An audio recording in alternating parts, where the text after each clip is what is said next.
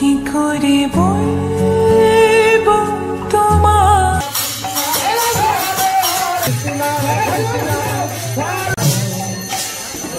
Good morning বন্ধুরা, বাবু শকুন্তলা চ্যানেলে সবাইকে অনেক স্বাগত ও ভালোবাসা জানিয়ে আজকে একটা নতুন ভিডিও শুরু করছি। আজ আমরা একটা জায়গায় ঘুরতে যাচ্ছি। কোথায় ঘুরতে যাচ্ছি তোমরা দেখার জন্য ভিডিওটা শেষ পর্যন্ত দেখো। এই যে দেখো, আমি যাচ্ছি, তোমাদের দাদা ভাই যাচ্ছে, আর বুনু যাচ্ছে, আর এই বাবা আছে, আর এই ভাই ঘুমিয়ে পড়েছে। এই যে দেখো, বাড়িতে নেল পলিশ লাগাতে সময় হয়নি, তার জন্য আমরা গাড়িতে নেল পলিশ লাগাচ্ছি। বুনু আমার নেল পলিশ লাগিয়ে দিচ্ছে। কি করে বলবো তোমার আসলে গাড়িতে যেতে যেতে আমি তোমাদের দাদা ভাইয়ের কোলে ঘুমিয়ে পড়েছিলাম। আর তারপর ওখানে নেমে গিয়ে আমরা দুটো পাপ্পি দেখতে পেলাম। তোমাদের দাদা ভাইয়ের পাপ্পি দুটোকে বিস্কুট খাওয়াচ্ছিল। তারপরে এই যে আমরা চলে এসেছি। এই জায়গাটা হয়তো অনেকেই জানো, আর তাও আমি সবাইকে এই জায়গাটা সম্পর্কে বলবো এবং দেখো কি কি আছে না আছে।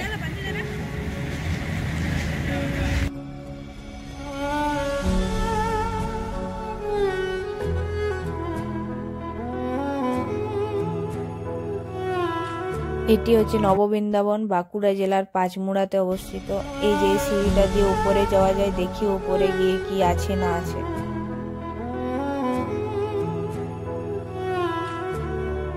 এই যে দেখো, ভিতরে নকশাগুলো কি দারুণ। আমি ভিডিও বানাবো না দেখবো সেটাই খুঁজে পাচ্ছিলাম না।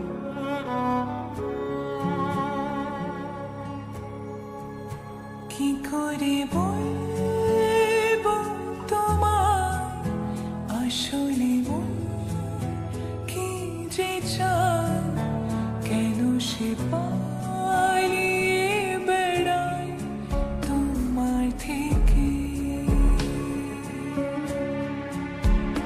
তুমি জানতে পারোনি কত গল্প। তারপর তোমাদের দাদা ভাইকে ফোনটা দিলাম, ও আমাদের ফটো তুলে দিচ্ছিল এবং তার সাথে ভিডিও বানাচ্ছিল।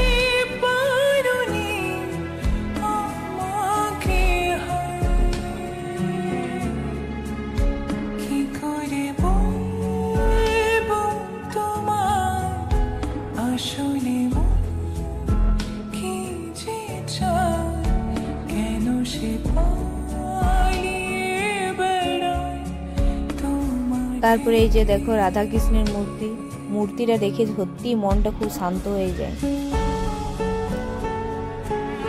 বৃন্দাবন এলে যে এতটা শান্তি পাওয়া যায় তা আমি আগে জানতাম না। সত্যি শান্তির জায়গা।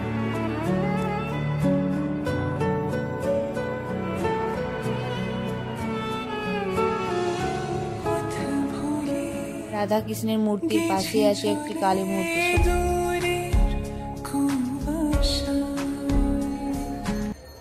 তারপরে এই যে আমরা বাইরে ভিডিও বানাচ্ছিলাম, অনেকক্ষণে উপরে থাকলাম। তারপর ভাবলাম যে বাইরে গিয়ে একটু খাবার দাবার খেয়ে আসি, যেহেতু আমরা অনেকটা টাইম এখানে থাকবো।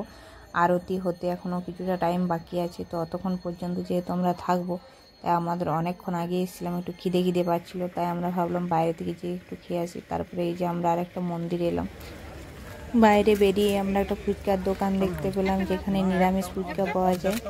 তার জন্য আমরা ফুচকা খেতে শুরু করলাম। এই যে তোমাদের দাদাভাইকে বারবার বললাম যে একটু ফুচকা খাও, কিন্তু তোমাদের দাদাভাই বললো না, আমি ফুচকা খাবো না। তাই আমি আর বুনু ফুচকা খেতে শুরু করেছি। মা বাবারা ফুচকা না খেয়ে জিলেপি টিলেপি এগুলো খেলো। আর তোমাদেরকে একটা কথা জানিয়ে রাখি যে এখানে 50 টাকা দিয়েই দুপুরের খাবার পাওয়া যায়। যদি তোমরা এখানে খাবার খেতে চাও তাহলে একটু জলদি করে এসো। যেহেতু আমরা একটু লেট করে এসেছিলাম, তার জন্য আমরা খাবার খেতে পারিনি, কারণ তখন কুপনটা শেষ হয়ে গেছিলো। ফুচকা খাওয়ার পরে আমরা এই যে একটা দোকানে এলাম। এখানে অনেক ছোট ছোট মূর্তি পাওয়া যায়। মূর্তিগুলো খুব দারুণ ছিল, অনেক মূর্তি ছিল, অনেক রকমের মূর্তি ছিল। তারপরে এই যে আমরা ওখান থেকে আরেকটা দোকানে এলাম, যেখানে অনেকগুলো ঠাকুরের ফটো আমি নিলাম। তারপরে এই যে দেখো, এখানে আমার একটা ভিতরের প্রদীপ দারুণ পছন্দ হয়েছিল, কিন্তু দামটা একটু বেশি বলছিল, তাই আর না লাস্ট পর্যন্ত নিইনি।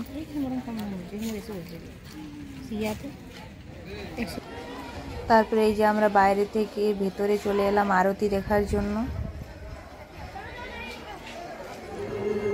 উপরে এসে আমরা জানতে পারলাম যে আরতির সময় এখানে থাকতে দেয় না, তার জন্য এখানে পর্দা দিয়েছে। কারণ সবাইকে বলছি যে এখান থেকে নেমে যেতে। আরতির সময় হয়ে গেছে, আরতির পর আবার আপনারা ওপরে উঠবেন। যারা নাটমঞ্চের সামনে বসে আছেন আপনারা পিছিয়ে গিয়ে বসুন, এইখানে নামের দল থাকবে, আপনারা পিছন দিকে যান। এটা হচ্ছে সন্ধেবেলার ভিউ। যেহেতু আমাদের একটু মন্দিরের ওখান থেকে নামতে বললো, তাই আমরা নেমে গিয়ে দূরে এসে দাঁড়িয়ে ভিডিও বানাচ্ছিলাম এবং তারপরে আরতি শুরু হয়ে গেল। আমরা আরতি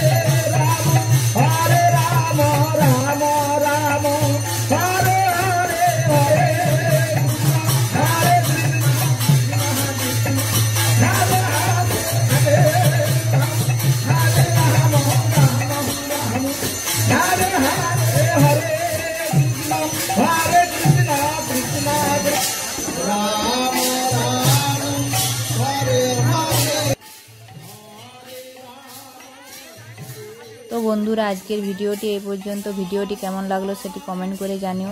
এরকম নতুন নতুন ভিডিও পাওয়ার জন্য আমাদের চ্যানেলটি সাবস্ক্রাইব করে রাখো।